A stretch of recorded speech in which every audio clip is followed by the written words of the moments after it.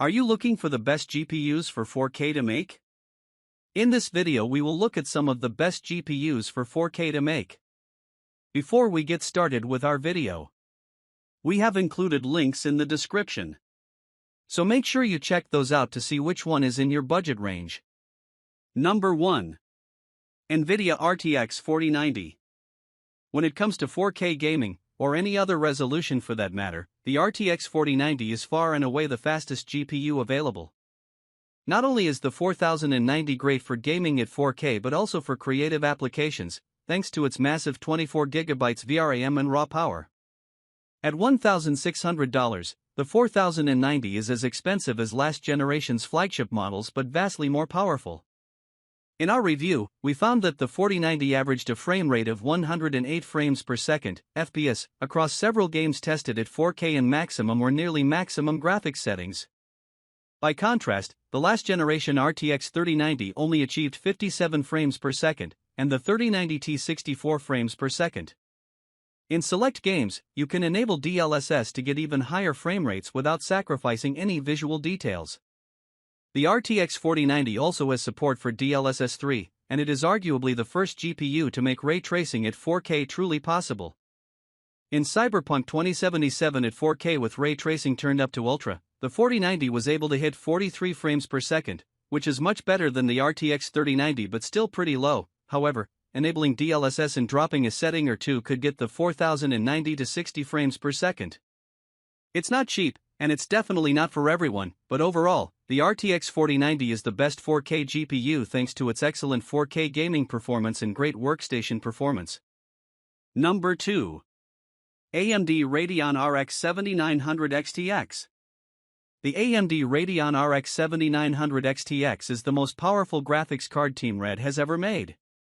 It features more stream processors and higher clock speeds than ever before, but in the same classic AMD size and with a reasonable power demand of 350W at the top end.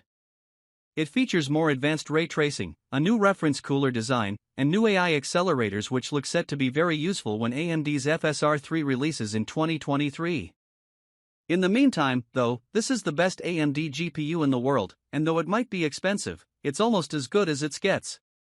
It's relatively quiet, although a card this powerful does kick out some heat, and it's still a far cry from the RTX 4090, especially when it comes to ray tracing, even if this card does a much better job than the 6900 XT.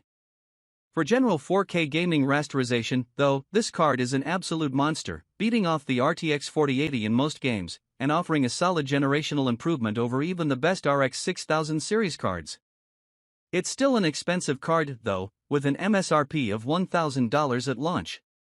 That may come down a little in the months that follow, but with high demand for AMD's latest line of competitive GPUs, expect stock to be in short supply for some time to come.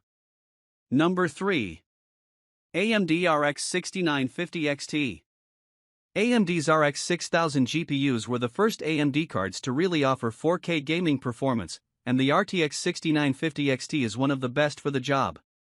Its performance at 4K is excellent, it has plenty of VRAM at 16GB, and its price is relatively low.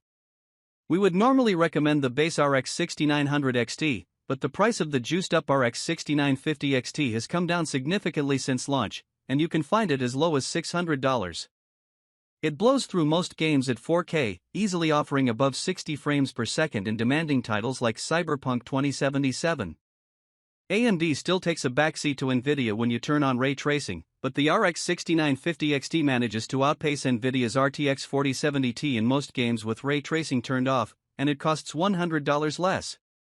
The main thing you're giving up is Nvidia's DLSS. AMD has its FSR upscaling, but it's still a measurable distance behind DLSS. Thankfully, the raw power of the RX 6950 XT means you won't have to turn on FSR often. Number 4. Nvidia RTX A5000. The RTX A5000, by all metrics, is the fastest workstation GPU money can buy. Generally, we'd recommend Nvidia for most users since the software ecosystem for professional applications usually relies on CUDA. The only problem with the A5000 is its price tag, which is usually over $2,000, but if you need to do real work, then it can be worth it. It's also worth noting that the A5000 is basically the RTX 3090 but with no artificial performance limitations thanks to optimized drivers and unlocked Tensor Core performance, so if you need better workstation performance more than better gaming performance, the A5000 is the way to go.